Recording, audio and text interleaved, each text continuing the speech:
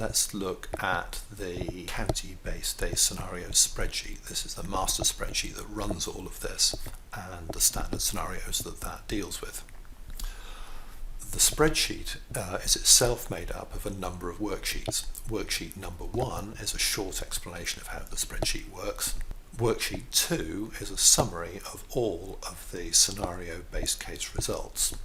Worksheet 3 holds the base case data for each local authority that's used by the model to calculate the results. And worksheets 4 to 11 is a series of several worksheets, each of which works out the results for one of those scenarios. So what happens is that the base case results are displayed in the summary worksheet, and those base case results are used by the spreadsheet to create the scenarios. Refreshing the model links in the worksheet calculates the scenario results, and those scenario results are displayed alongside the base case in the summary worksheet. So let's have a look at how that works by taking a look at the summary worksheet to start with. The section at top left is a commentary written by the consultants who've actually run this analysis on what the results of the various scenarios imply for the county to which the spreadsheet applies. Next to that, there is a high-level comparison of fees between what self-funders pay and what the local authorities paying for care. And the next section below that is an explanation of the base case information as it applies to this particular local authority and charts showing that base case information. Those charts include, for example, information on what's known as the fair price for care and how that compares with the base case fee rates that have been paid historically and might be paid going into the future. There are more charts than this to the right of what's being shown on this screen.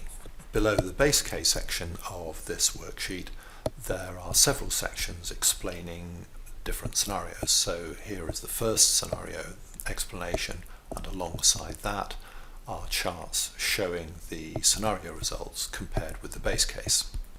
And there's a whole series of scenario summaries below those rows in the summary worksheet. If we now move on and look at the base case data worksheet itself, first of all we should mention that you probably won't need to interact with this worksheet at all because this has been populated with data by the consultants who carried out the research.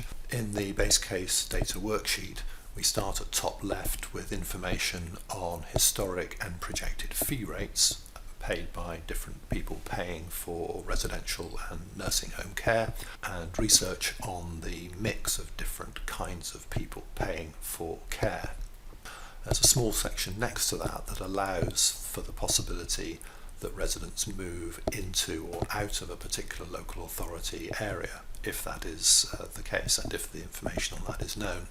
And to the right of that there's a section that deals with the inflation of operating costs for homes, the build costs for constructing new homes, and information on what return on investment providers require in order to decide whether they're going to build new homes or not. In the next section down, there is quite extensive historic data on how many homes and places of each type and size there have actually been from 2005 to 2014. And there are more types and sizes of homes below these rows. Again, this is split between residential and nursing homes, between small homes and large homes, and between homes provided by for-profit operators and not-for-profit operators. Alongside that information about homes and places, there is a section that has worked out what the operating costs for homes have been. There are two sets of these costs. The first set is what's known as fair costs, worked out by trying to assess how many carers are needed to look after how many residents, what those carers are paid, and so on. And alongside that, there's what's known as stressed costs, and these are the costs that care homes may be forced to drive down to if they don't get enough revenue to survive. They can cut back on the hours of care provided or how much they pay people. Again, there are more types and sizes of homes below these rows, so we've got different cost structures for different types and sizes of homes. There's then a small section that works out the percentage of homes of any type that will close if they are too dependent on low fee rates from local authority funders. And those homes may close even if they've pulled down their operating costs to what are known as these stressed cost levels. Finally, there's a section that gives historic and projected numbers of people in each age group and the proportion of those people who need each type of care. As I say, users will not usually need to interact with this base case data, but this data is referred to in the scenario worksheets that follow. So here is one example of one of the scenario worksheets.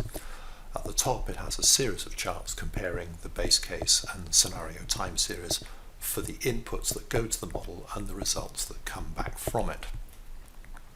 For example, there are charts there showing base case and scenario fee rates. Those are numbers that get sent into the model, and there are charts there that show results for the numbers of home places available that come back from the model based on those projected base case and scenario fee rates. Going down the side, we have sections that deal with base case inputs themselves. We then have a section in grey where you as the user adjust those base case input values to generate the inputs that will be used by the scenario. And the section with a pink bar at the left has rows dealing with those scenario inputs and the results that come back from the model. So those charts at the top are reporting base case values from the yellow section and comparing those against scenario values from the section at the bottom, and the grey section in the middle simply works out how you're going to get the pink section from the yellow section.